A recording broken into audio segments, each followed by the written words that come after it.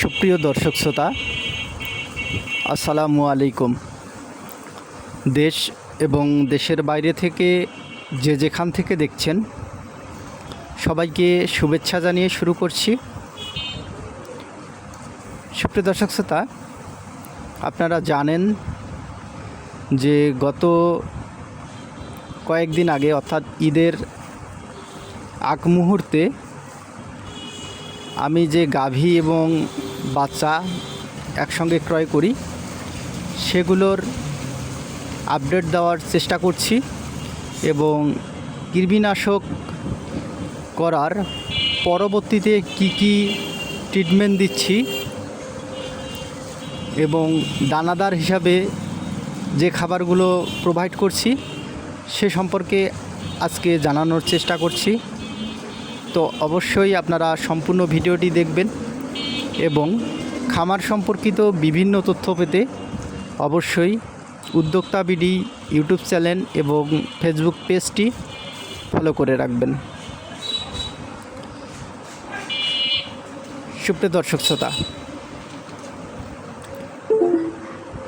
ভিডিওতে আপনারা দেখতে পাচ্ছেন যে এই গরুগুলোকে মূলত দানাদার হিসাবে আপাতত তেমন কোনো খাবার দিচ্ছি না, অর্থাৎ বাজারের যে রেডি ফিড পাওয়া যায় অর্থাৎ মিটমোর, সেই মিটমোরটি প্রদান করছি এবং সেই সঙ্গে ভুট্টা ভাঙা আপাতত এগুলোই দিচ্ছি।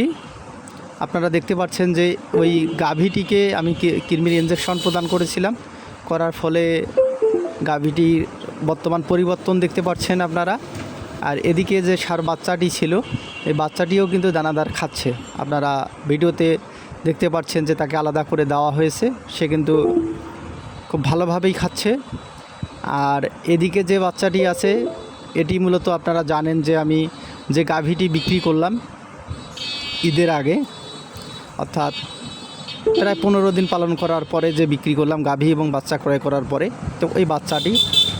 আর এইগুলোকে কৃমির ডোজ করার পরবর্তীতে জিংবি যে সিরাপটি পাওয়া যায় অর্থাৎ জিং এবং ভিটামিন বি কমপ্লেক্স, এটি মূলত প্রোভাইড করেছি আমি এই কয়েকদিন। তো সুপ্রিয় দর্শক শ্রোতা, আজ এ পর্যন্তই। আপনারা সকলেই ভালো থাকবেন, সুস্থ থাকবেন। আল্লাহ হাফেজ।